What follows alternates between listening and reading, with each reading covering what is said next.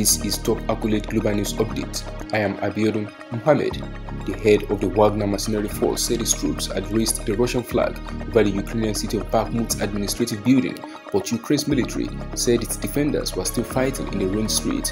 Bakhmut has been the scene of one of the bloodiest battles of the war, now in its second year, with huge casualties on both sides and much of the eastern city destroyed by bombardment. Wagner head Yevgeny Prigozhin said his troops, who have spearheaded the Kremlin's campaign to encircle and capture Bakhmut, had raised a Russian flag on its administrative building in the city center, but he acknowledged that Ukrainian troops were still holding positions. In quotes, "From a legal point of view, Bakhmut has been taken. The enemy is concentrated in the western parts," he said in video posted on Telegram on Sunday. Prigozhin has previously made claims that were premature, but the Ukrainian military said on Monday that fighting was still going on in Bakhmut and several other towns. Serhiy Brachuk, spokesman for the Odessa military administration, also scorned Prigozhin's claim. Ukrainian President Volodymyr Zelensky, in a Sunday night video address, thanked soldiers fighting in Bakhmut, Avdiivka and Marianka.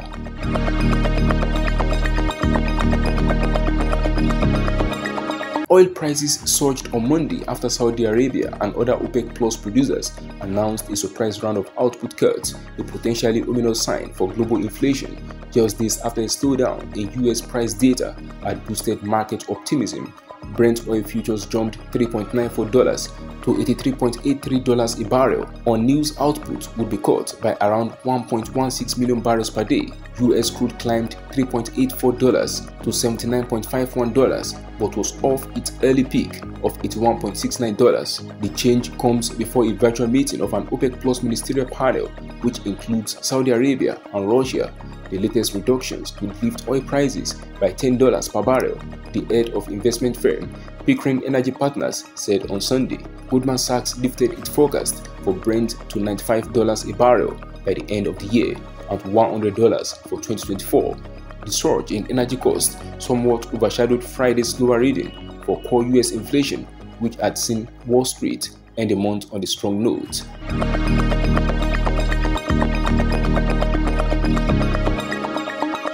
Former US President Donald Trump is set to fly from Florida to New York City on Monday ahead of his scheduled arraignment related to hush money paid to a porn star before the 2016 election as security tightens in Manhattan. Trump, the first former US president to face criminal charges, is due to be arraigned, fingerprinted and photographed at the downtown Manhattan courthouse on Tuesday.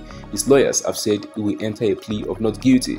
The specific charges included in the grand jury indictment have not been disclosed. Tuesday's arraignment marks Trump's first appearance in court and in front of a judge in the case. The Republican businessman turned politician plans to travel from his Mar-a-Lago estate in Palm Beach midday on Monday, arriving later in the day in New York and spending the night at Trump Tower in Manhattan before arriving at the courthouse on Tuesday morning, an advisor said. A court official said the arraignment is planned for 2:15 p.m. on Tuesday. Trump then will return to Florida and deliver remarks at Mar-a-Lago at 8:15 p.m. on Tuesday, his office said. New York police during the weekend began erecting barricades along the edge of the sidewalks around Trump Tower and the Manhattan Criminal Court building downtown, and some other courtrooms will be cleared.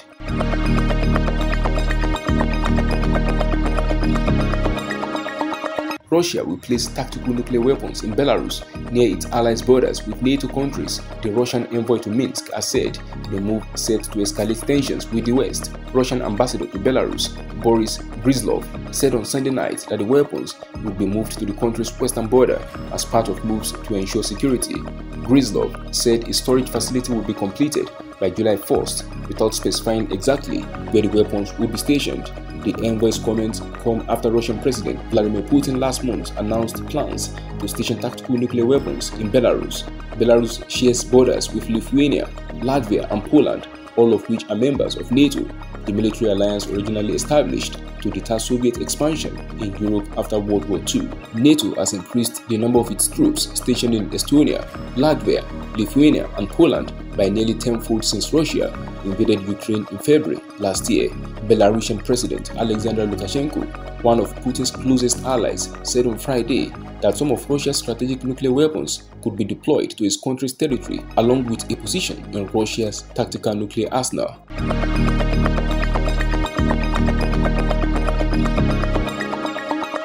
Indian opposition leader Rahul Gandhi will on Monday lodge an appeal against his conviction for defamation, his lawyer said, hoping to overturn a judgment that resulted in his expulsion from parliament a year before a general election is due.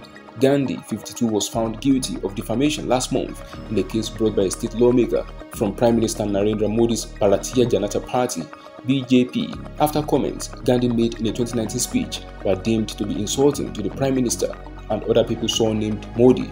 Gandhi, the scion of a dynasty that has given India 3 prime ministers, was granted bail and a 2-year jail sentence was suspended for 30 days, allowing him to appeal in a higher court. Gandhi is at the center of opposition politics and the main target of Modi's BJP, even though Gandhi's Congress party is a shadow of its former self, and the BJP looks set to dominate the next general election due by the middle of next year. Opposition politicians say his trial and his disqualification from parliament is the latest example of the government's strong-arm tactics following various investigations and legal troubles faced recently by some opposition members.